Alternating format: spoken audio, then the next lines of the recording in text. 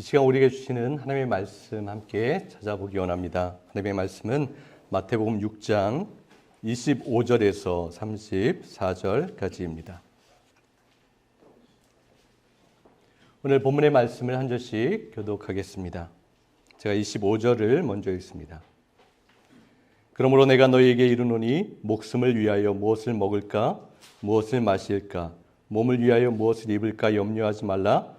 목숨이 음식보다 중하지 아니하며 몸이 의복보다 중하지 아니하냐.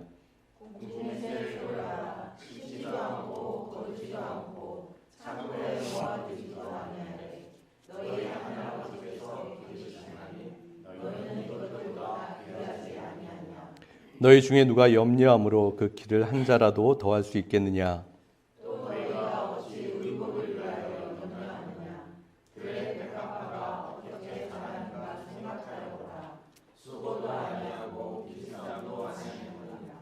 그러나 내가 너희에게 말하노니 솔로몬의 모든 영광으로도 입은 것이 이 꽃 하나만 갖지 못하였느니라.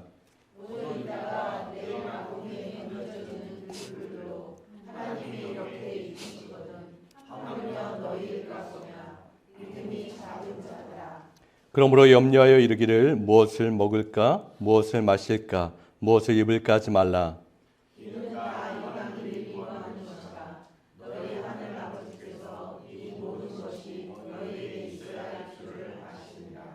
그런즉 너희는 먼저 그의 나라와 그의 의를 구하라. 그리하면 이 모든 것을 너희에게 더하시리라. 그러므로 내일 일을 위하여 염려하지 말라. 내일 일은 내일이 염려할 것이요 한날의 괴로움은 그날로 족하니라. 아멘. 오늘 본문 25절과 31절을 보면 동일한 말씀을 두 번 반복하지요. 중요하기 때문에 그렇습니다. 우리가 다시 한번 같이 읽어볼까요? 그러므로 내가 너희에게 이르노니 목숨을 위하여 무엇을 먹을까 무엇을 마실까 몸을 위하여 무엇을 입을까 염려하지 말라. 목숨이 음식보다 중하지 아니하며 몸이 의복보다 중하지 아니하냐. 그러므로 염려하여 이르기를 무엇을 먹을까 무엇을 마실까 무엇을 입을까 하지 말라. 예수님께서 아주 강한 명령의 말씀을 하십니다. 염려하지 말라입니다. 다른 성경 번역본들을 보면 걱정하지 말라라고 기록을 하고 있어요. 염려하다, 걱정하다라는 단어의 그 원어의 의미를 살펴보면 두 가지 뜻을 가지고 있습니다. 첫 번째는 마음이 나누어진다라는 의미를 가지고 있어요. 이렇게 해야 할까? 저렇게 해야 할까? 이쪽 길을 선택해야 할까? 저쪽 길을 선택해야 할까? 이쪽 편에 서야 할까? 저쪽 편에 서야 할까? 갈팡질팡하는 상태를 말하고 있어요. 그러니까 매사에 두려운 것이죠. 불안합니다. 염려가 많이 돼요. 어디로 가야 할지를 모르기 때문에 마음이 나누어지기 때문에 그렇습니다. 두 번째는 잠을 이루지 못한다라는 의미를 담고 있어요. 편안하게 잠을 잘 수 없는 것이죠. 생각에 생각이 꼬리를 물고 계속해서 떠오르는 거예요. 걱정과 두려움, 염려가 머리 가운데, 생각 가운데 가득 차서 잠을 한숨도 들 수 없는 거예요. 뜬 눈으로 밤을 새우는 것이죠. 여러분, 그러나 이것은 누구나 경험할 수 있는 자연스러운 일인 것 같아요. 우리도 그렇죠. 짧은 순간에도 우리의 마음이 나누어질 때가 얼마나 많이 있습니까? 너무나 작은 순간에도 작은 일 하나에도 우리의 마음이 이리 갔다 저리 갔다 그렇게 나누어질 때가 있어요. 머릿속을 가득 채운 걱정거리 때문에 뜬 눈으로 밤을 지새웠던 경험들이 분명히 있을 거예요. 그리고 지금 예배하는 이 순간에도 수많은 걱정이나 염려들이 우리의 마음을 흔들고 불안하게 하기도 할 것입니다. 이 걱정과 두려움에 대해서 생각하다가 떠오른 사람이 있었습니다. 야곱이라는 사람이에요. 야곱을 잘 알고 계시죠? 야곱은 염려와 두려움을 끊임없이 끌어안았던 그러한 삶을 살았던 사람이었던 것 같아요. 그리고 특별히 야곱은 하루하루의 삶을, 또한 앞으로 다가올 그 미래의 모든 것들을 자기 생각대로, 자기 계획대로, 자기의 손으로 이루어내고자 하는 그러한 욕심과 그러한 생각이 있었던 사람이었어요. 몇 가지 스토리들이 있죠. 형 에서의 장자권을 빼앗아올 때도 사냥 갔던 형이 나갔다 올 때 음식을 준비하면서 냄새를 풍기고 있었습니다. 그러면서 혹시 형이 사냥하고 돌아올 때 허기지지 않으면 어떨까? 어떻게 하지라는 그런 걱정을 했을 거예요.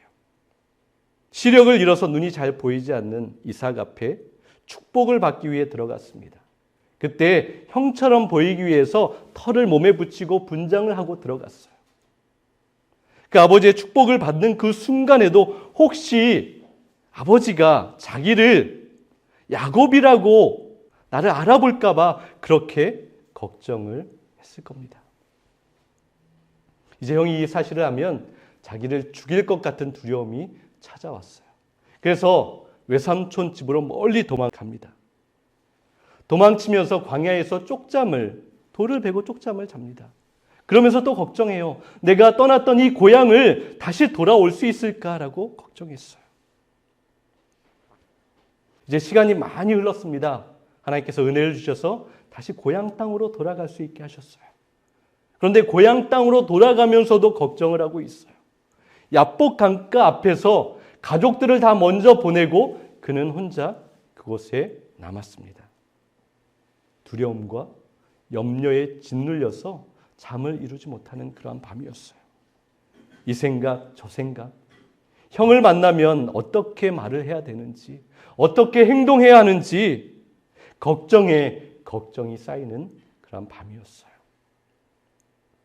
그때 하나님께서 천사의 모습으로 야곱을 찾아오십니다. 그리고 야곱에게 씨름을 걸어주세요. 그런데 처음부터 이건 말이 되지 않는 그러한 시합이죠. 야곱이 절대 이길 수 없는 그러한 게임이었습니다. 그런데 어떻게 되었죠? 야곱이 이겼습니다. 말이 되지 않지만 야곱이 그 씨름에서 이겼어요.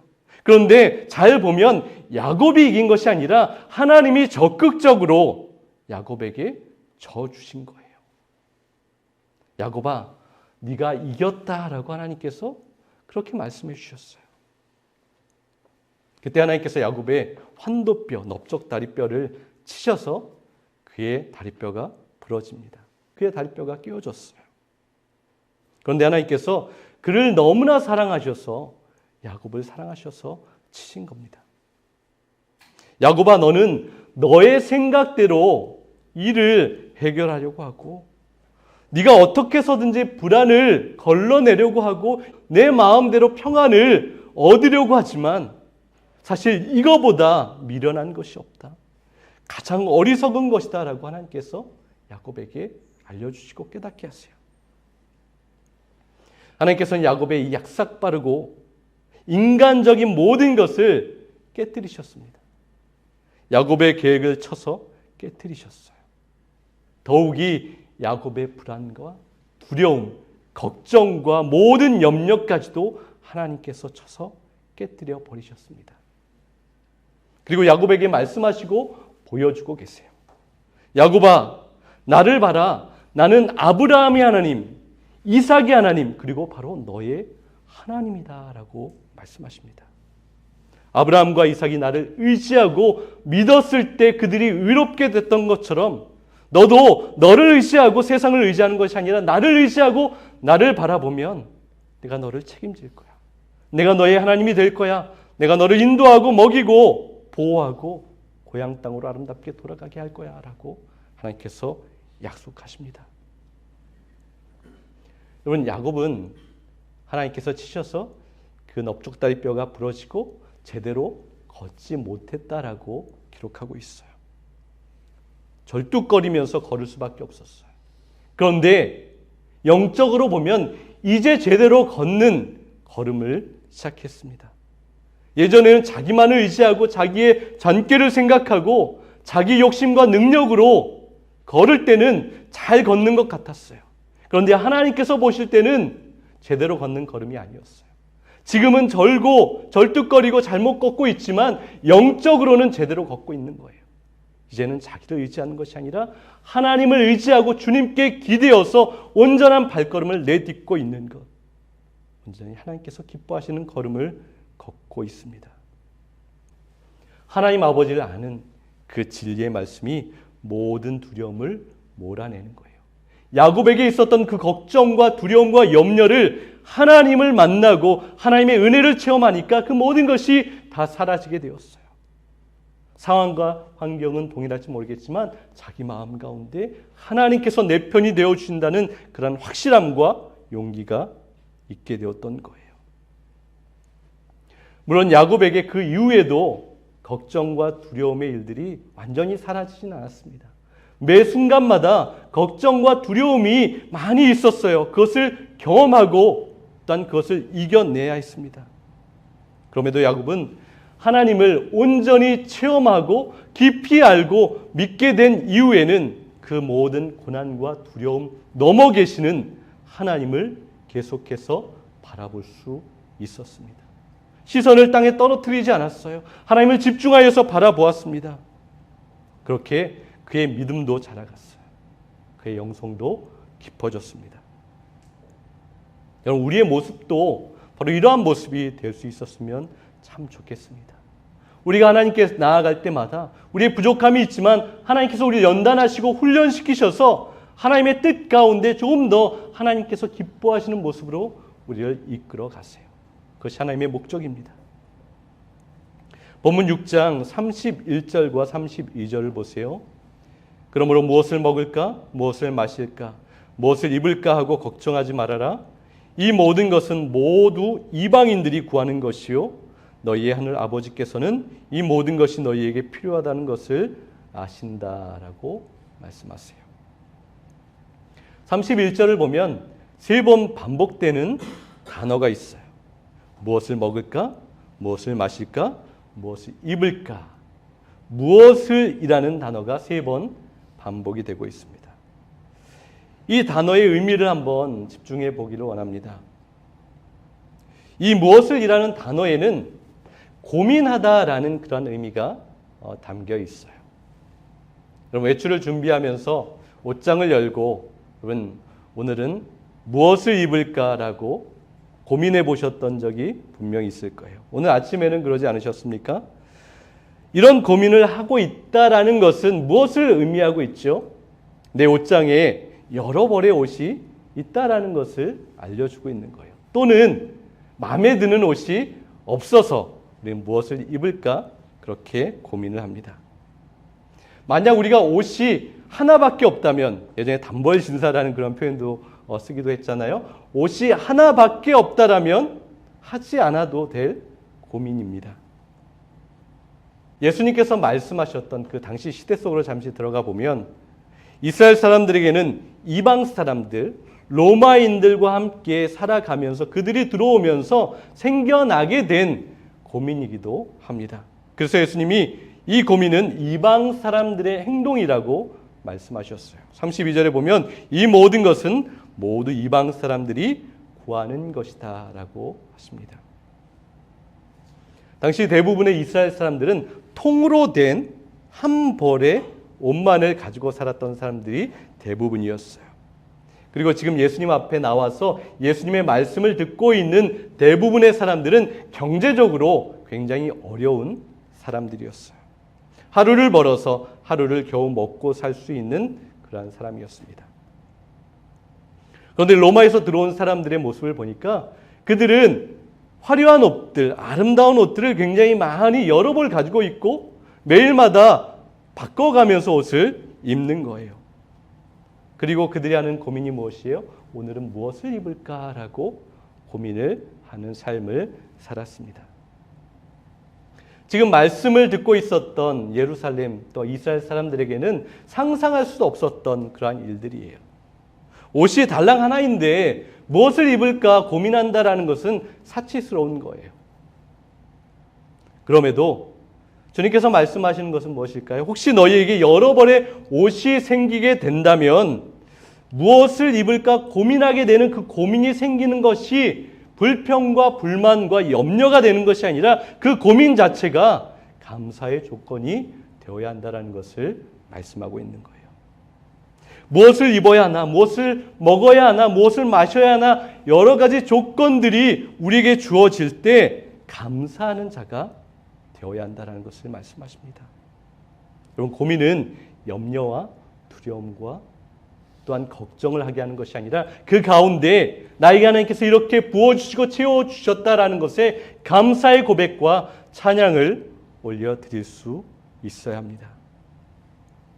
사실 우리가 살아가는 이 시대는 부족하기보다는 참으로 풍요한 그러한 시대를, 그러한 환경을 살아갑니다.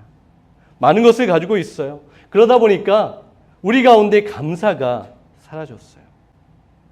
그리고 우리가 누리는 것들, 내가 가지고 있는 것들이 처음부터 당연한 것이라고 그렇게 생각을 해요. 여러분, 당연한 것은 아무것도 없어요. 나에게 그러한 자격이 있습니까? 내가 그럴 만한 가치가 있습니까? 그렇지 않은 것을 우리는 알아야 합니다. 모두가 하나님께서 주셔서 받은 것, 하나님의 은혜로 우리가 그 모든 것을 누리고 받고 그 안에서 살아가고 있는 거예요. 하나님께서 허락하셨고 하나님께서 부어주셨습니다. 그래서 우리는 오늘도 하나님의 은혜 가운데 살아간다라고 고백합니다. 그래서 주시는 분도 하나님이시고요, 가져가시는 분도 하나님이신 거예요. 우리는 모든 것이 다 채워지고 충분하고 넘칠 때만 하나님께 감사하고 기뻐할 때가 있어요. 그런데 여러분, 우리에게 부족하고 어려움이 있고 고난이 있고 아픔이 있고 슬픔이 있어도 그 가운데서도 감사하고 기뻐하는 자가 진정한 믿음의 사람이라고 말씀하십니다. 우리는 때로 부족하고 어려울 때 더욱더 우리의 믿음이 굳건히 되어야 합니다. 모든 것이 다 잘 될 때 모두가 잘 믿어요. 믿음을 잘 나타냅니다. 그러나 어려움이 올 때 그것을 우리는 분별할 수 있어요. 우리는 어려움이 있을 때 더 믿음의 굳건히 서는 자들이 되어야 합니다. 교회를 개척할 즈음에 어떤 분이 이렇게 물어보셨어요. 목사님, 개척하시면 정말 힘드실 텐데 앞으로 뭐 먹고 사실 거예요? 진심으로 걱정하시면서 그렇게 물어보셨어요. 그분의 마음을 알고 있죠. 그 이야기를 들으면서 어떻게 먹고 살아야 할까라는 그러한 걱정이 저에게는 되지 않았습니다. 그것은 지금까지 하나님께서 저희 인생 가운데 어떻게 행하셨는지를 제가 너무나 잘 알고 경험하고 하나님을 알았기 때문이에요. 하나님께서 지금까지 저희 인생 가운데 어떻게 인도하셨고 어떻게 먹이셨고 책임지셨는지를 너무나 확실하게 알고 있어요. 물론 때때로 어려움이 없었다는 것은 아니죠. 어려움이 있음에도 불구하고 하나님께서 자족할 수 있는 마음을 주셨고 그 가운데서 기뻐하고 감사할 수 있는 훈련을 시켜주셨습니다. 그래서 담대함이 있었던 거예요. 그래서 걱정하지 않았어요. 필요하시면 하나님께서 까마귀를 통해서 엘리야를 먹이셨던 것처럼 먹이실 것을 믿습니다.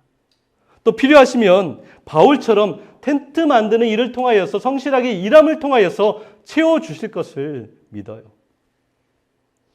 그리고 우리 교회를 위해서 기도하면서도 저는 걱정하지 않습니다. 교회는 하나님의 교회잖아요.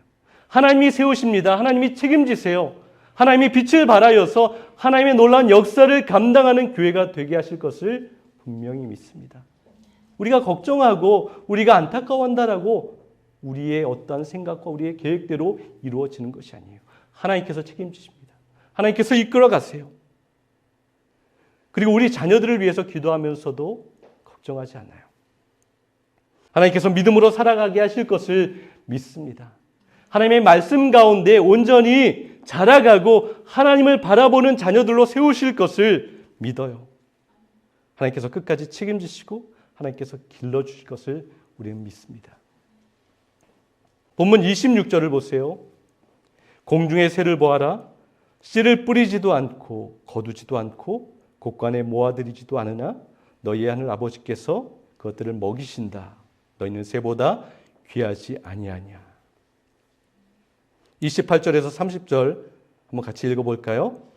어찌하여 너희는 옷 걱정을 하느냐? 들의 백합화가 어떻게 자라는가 살펴보아라. 수고도 하지 않고 길쌈도 하지 않는다. 그러나 내가 너희에게 말한다. 온갖 영화로 차려입은 솔로몬도 이 꽃 하나만 같이 잘 입지 못하였다. 오늘 있다가 내일 아궁이에 들어갈 들풀도 하나님께서 이와 같이 입히시거든 하물며 너희들을 입히시지 않겠느냐? 믿음이 적은 사람들아. 32절도 한번 같이 읽어보겠습니다. 너희의 하늘 아버지께서는 이 모든 것이 너희에게 필요하다는 것을 아신다. 여러분, 하나님께서는 다 아십니다. 우리에게 있어야 할 것을 다 아시는 거예요. 때로 우리는 착각하고 불안해합니다. 하나님, 나에게 이것이 필요한데, 나에게 이런 어려움이 있는데 하나님 정말 알고 계십니까? 나를 지켜보고 계십니까? 라고 불평하고 두려워하고 원망하지만 말씀에서 분명히 우리에게 약속하시죠. 하나님은 모든 걸 다 알고 계시고 우리를 지켜보시고 우리와 함께 하십니다. 우리에게 있어야 할 것을 가장 먼저 아시는 거예요. 여러분, 자녀들 키우시잖아요. 자녀들이 필요한 거 있어요. 그런데 자녀들 스스로 모를 수도 있어요. 그러나 부모는 그 모든 것을 먼저 압니다. 그리고 그 모든 것을 먼저 그 아이들에게 제공합니다. 바로 하나님이 그런 분이시에요. 공중의 새를 먹이시는 하나님께서 작은 새 한 마리를 책임지시는 분께서 우리를 먹이시지 않겠냐라고 말씀하십니다. 우리는 걱정하고 염려합니까? 하나님의 말씀을 다시 한번 붙드십시오. 내일 뽑혀 사라질 들풀도 입히시는 분, 아궁이에 들어가서 태워질 그 들풀도 오늘 아름답게 입히시는 하나님께서 우리를 책임지시고 우리의 필요한 모든 것을 주신다라고 말씀하십니다. 왜 걱정하냐라고 그렇게 책망에 말씀하세요.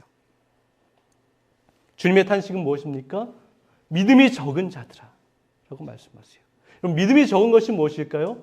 이것은 믿음이 제대로 활동하지 않고 발휘되지 않는다라는 것을 의미하고 있어요. 우리에겐 믿음이 있어요. 그런데 그 믿음이 발휘되지 않는 거예요. 우리 안에서 활동하지 않아요. 그러면 걱정하고 불안해합니다. 우리의 믿음이 움직여야 하는데 우리의 믿음이 무엇인가에 걸려서 작동하지 않는 거예요. 우리에게는 이 믿음이 발휘되어야 하는 거예요. 하나님께서 우리에게 주신 그 믿음이 온전히 그 모든 것을 뚫고 올라가야 한다라고 말씀하고 있는 거예요.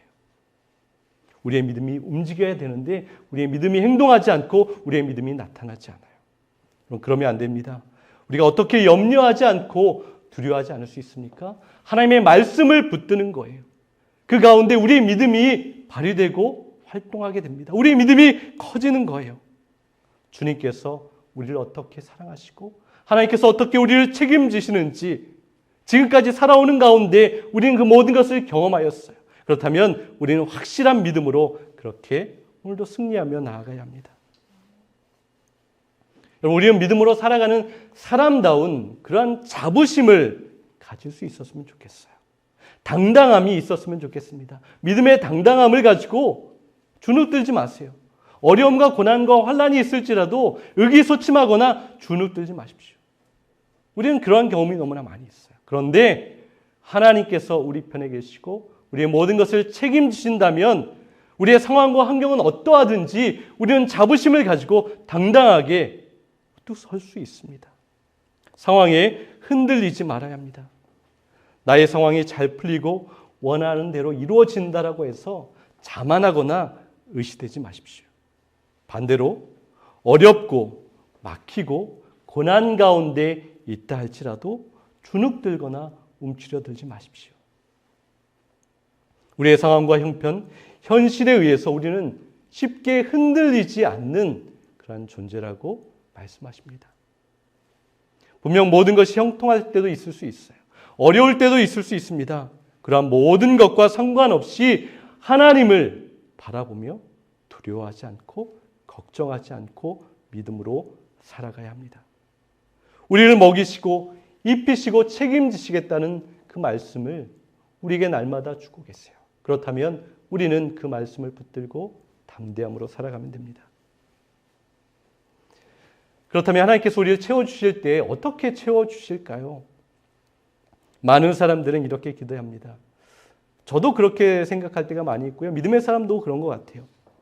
하나님께서 나에게 채워주시면 가득 넘치도록 더 많이 채워주기를 소망합니다. 그리고 그것이 큰 축복이라고 생각을 해요. 그런데 여러분, 하나님께서 공급하시는 진정한 축복의 방법은 어떻게 우리에게 임할까요? 어떻게 우리에게 주실까요? 전도서 4장 6절을 한번 보세요. 두 손에 가득하고 수고하며 바람을 잡는 것보다 한 손에만 가득하고 평온함이 더 나으니라 라고 말씀하고 있어요. 우리는 두 손에 가득 채워지는 것을 기대합니다. 두 손에 더 잡을 수 없을 만큼 부어주시면 그것이 축복이라고 생각해요. 그런데 성경에서 뭐라고 말씀하고 있죠? 그것이 진정한 축복이라고 말하지 않아요. 두 손에 가득 채워 있으면 걱정하고 염려합니다. 바람에 흔들리고 요동할 수밖에 없다라는 거예요. 그런데 한 손에 가득 채워지면 하나님의 주시는 평안함이 임한다라고 말씀하고 있어요. 여러분, 이것은 하나님께서 채워주시는 방법입니다. 한 손에만 채워주신다는 의미는 무엇입니까? 하나님께서 공급해 주시고 하나님께서 필요한 것을 주신다라는 거예요. 하나님을 의지하지 않으면 살아갈 수 없는 것을 알게 하시는 거예요. 그날에 필요한 것을 우리에게 주십니다. 그러면 그것을 가지고 살아가는 것이고, 그것을 가지고 기뻐하는 것이고, 그것을 가지고 찬양하는 거예요. 한 손에 빈손을 가지고 그것을 하나님의 손을 붙잡는 것이고요. 그 빈손을 가지고 다른 사람의 손을 잡아주고 위로하고 섬기는 일을 감당하라고 말씀합니다. 일용할 양식을 주신다는 것이 그것이에요. 우리에게 꼭 필요한 것을 주신다라는 것, 넘쳐서 정말 감당할 수 없을 정도로 주신 것이 축복이 아니라 하나님께서 분명 오늘도 채워주셨다라는 것을 내가 알고 깨닫고 경험할 수 있는 것, 그것이 진정한 축복이라고 말씀하고 있어요.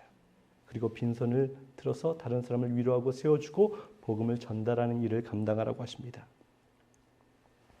사랑하는 여러분, 하나님을 믿는 자 염려하지 않습니다. 하나님을 확실하게 아는 자 두려워하지 않습니다. 주님을 바라보는 자 주님을 의지합니다. 주님은 다 아신다라고 말씀하셨어요. 우리의 모든 염려와 두려움을 다 깨뜨리십니다. 야곱과 함께 걸어주셨던 하나님께서 오늘도 부족하지만 제대로 걷지 못했던 우리의 걸음을 함께 걸어주시는 거예요. 우리를 붙잡아 주시고 우리를 기대게 하셔서 정말 주님께서 기뻐하시는 믿음의 길을, 영적인 길을 걷게 하십니다. 그렇다면 한 주간 우리의 삶의 자리 가운데서 우리가 보는 모든 것들을 통해서 그 가운데 하나님께서 말씀하시는 것을 들을 수 있었으면 좋겠어요. 너희들 새를 봐라. 들의 꽃을 봐라. 들의 풀을 봐라. 생각하라고 말씀하셨던 것은 깊은 의미가 있어요. 믿음의 마음으로 그것을 집중하여 바라보라는 의미를 가지고 있어요. 그러면 그 안에서 하나님의 음성이 들려오는 거예요. 여러분, 한 주간 삶의 자리에서 살아갈 때, 또한 차를 타고 오고 갈 때, 또한 거리를 걸을 때 하나님께서 어떻게 그 새를 먹이시는 것을 보면서 하나님께서 나를 책임지신다라는 것을 깨닫기 바랍니다. 그리고 들의 풀을 보면서 저렇게 입히시는 하나님의 은혜가 나를 더 귀하게 여기시고 사랑하시는 그 은혜로 나에게 부어진다는 것을 철저히 깨닫고 느끼시길 바랍니다. 하나님께서 모든 걸 아십니다. 그래서 저와 여러분을 책임지시고 하나님의 길을 걷게 하십니다. 이 은혜를 가지고 우리에게 주신 그 사명을 감당하는 저와 여러분 될 수 있기를 소망합니다.